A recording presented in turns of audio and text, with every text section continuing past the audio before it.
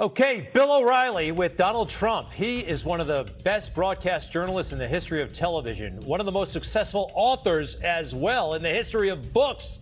The United States of Trump is out right now.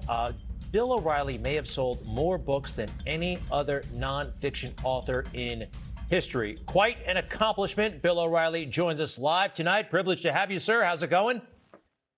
Good, Greg. Thanks for having me in. Absolutely. You know what? I saw something extraordinary at the White House today, and I think I might have seen your fingerprints. The president had a very civilized business roundtable, spoke. It was very presidential. It was actually boring at times, and he took a handful of polite questions from reporters. This sounds like some advice that I heard someone give him, or at least say out loud on the radio recently. Yeah. What do you think of what happened today, and is it a step in the right direction? Well, I think the president knows he made a mistake with the musing about whether things can be injected in people and light can be used. He didn't do anything wrong, but he opened the door for the Trump haters in the media to mock him and to denigrate him and to create an incident. So I think after that, the president heard what I said in my news analysis and others as well, not to speculate, not to wander off into directions that may lead to misunderstandings. Keep it very concise. Keep the factual presentation about the virus forefront, and to handle it that way is far too serious and dangerous to speculate on or to have side conversations on the air. So I'm happy he did that for the sake of the country. Yeah, no, it made a lot of sense. That briefing room was getting way, way, way too chaotic. Hey, you said something else recently in one of your articles that the media, you find the media right now a greater threat to America than the virus. And I actually, if I heard you correctly, I actually think you're onto something. But if you care to expand on that, because at first it sounds outrageous, but I think you might be onto something. Well, in order for any democracy, republic, free enterprise to operate at a high level, you have to have a very well-informed constituency. And in America, that's we the people, voters. And if the voters don't know the truth about whatever issue is in play, they can't make responsible decisions. So if you don't understand what socialism is, for example, then you can't vote for or against it with any authority because you don't understand it. So right now in America, we have a media that hates Trump. 80% of the national media despise him. So every news story, including the pandemic, is tilted, spun in a direction to make the president of the United States look bad. Therefore, the truth of the matter, whatever it may be, is lost because the national press doesn't care about facts anymore. They care about removing Donald Trump in November. And that is dangerous. And it's been going on for a while, and it is a bigger threat to our country than the temporary virus. It's been going on for a while, and maybe it's even been going on long before Donald Trump. I mean, my sense is that the reporters hated Richard Nixon. They hated Ronald Reagan. Maybe not so much Ronald Reagan, but they've always been to the left. They've always been for the other side, and sometimes they succeed and sometimes they don't. But it's not brand new, but it's gotten worse, in your opinion? Yeah. How long have you been in TV, Greg?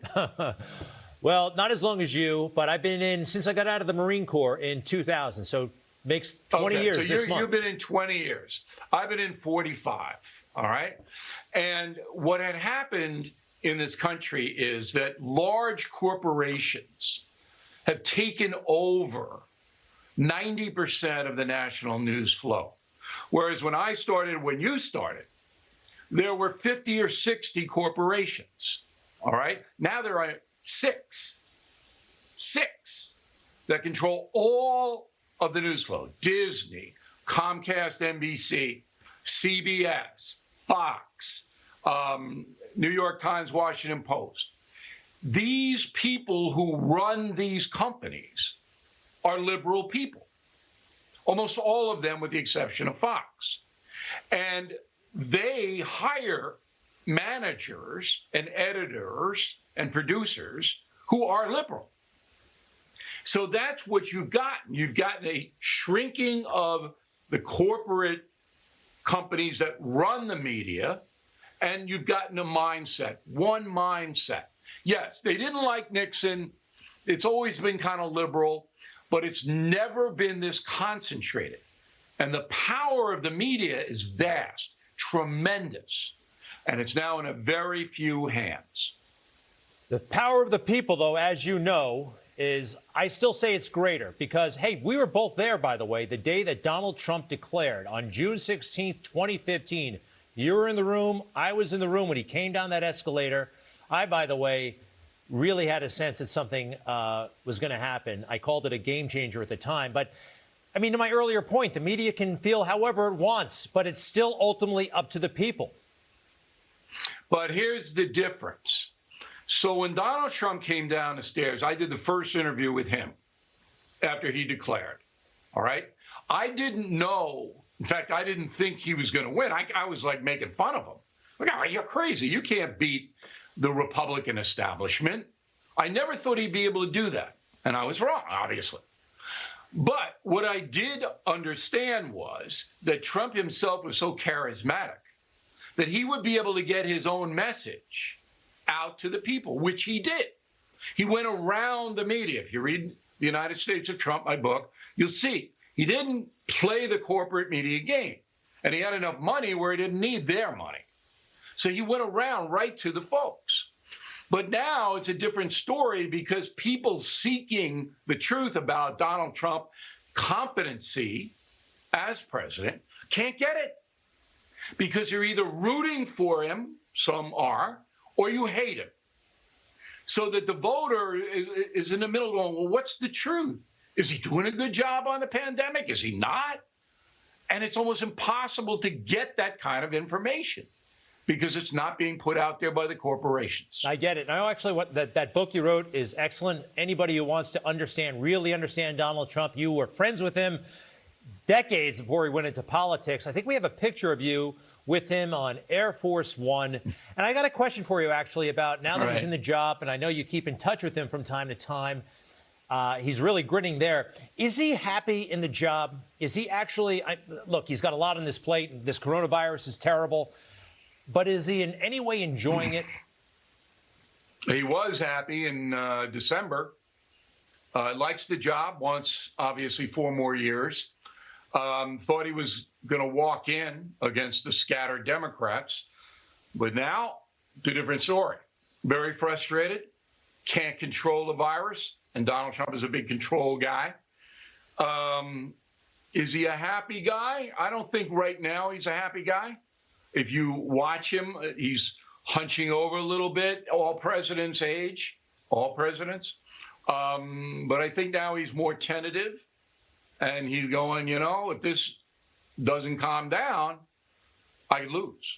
You know, if he gets it under control, he'll win, I think. But he's got to get it under control. I have a theory about Trump, by the way, that, you know, the transition from civilian Trump to President Trump was the least traumatic because he had all the trappings of a commander in chief, a plane, you know, ultra celebrity.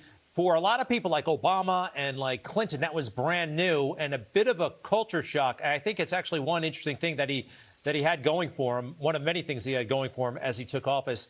By the way, the American people, I have a sense that we're obviously getting pretty impatient. We can wait, maybe not too much longer. We're cooperating, but we have our limits. What do you think is going to happen over the next 30 days?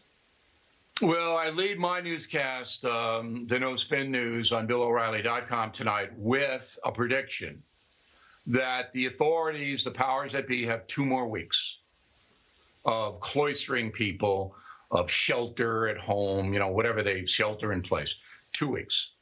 You're seeing a crack now. Over the weekend, it was anarchy in Huntington Beach, Orange County, California. 40,000 people didn't social distance. Even though the governor and the local authorities were screaming, they just went out. Michigan, you saw 5,000 people challenge the governor there last night in Brooklyn.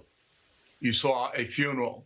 Orthodox Jews, no social distancing. So it's starting to crack. We got 2 more weeks of this, and then people are going to say enough. They will wear the masks. I think we're going to see that throughout the summer, but I don't think people are going to stay home longer than 2 weeks. My prediction, and as you know, Greg, I could be wrong. I think I was wrong 3 times in 45 years, but, I could be wrong. Well, one of those times was June 16th, 2015, and you know who was right on that day, right? June 5th. What was that date? June 16th, 2015, the day you were making fun of Donald Trump for entering the race. That's right. I was wrong there. Absolutely. Well, I was. I gotta. We don't have it ready. It's a little bit long, but I called him a total game changer, and he could go all the way with that message. It was interesting. I really felt the energy, but the message I knew would resonate based on, where I've lived and where you've lived. We grew up not too far from each other on Long Island, a couple of decades apart, as you pointed out earlier. Bill O'Reilly, the one and only. Thank you very much. Check out No Spin News on BillO'Reilly.com. And again, The United States of Trump is out now. By the way, what is the next book? Killing Crazy Horse? Can we get it yet? No, September 15th, Killing Crazy Horse, the 9th in the Killing series comes out. Congratulations. Wow. Looking forward to it. Those books are amazing. And Bill O'Reilly, thanks again. All right. Anytime, Greg. All right. Take care now.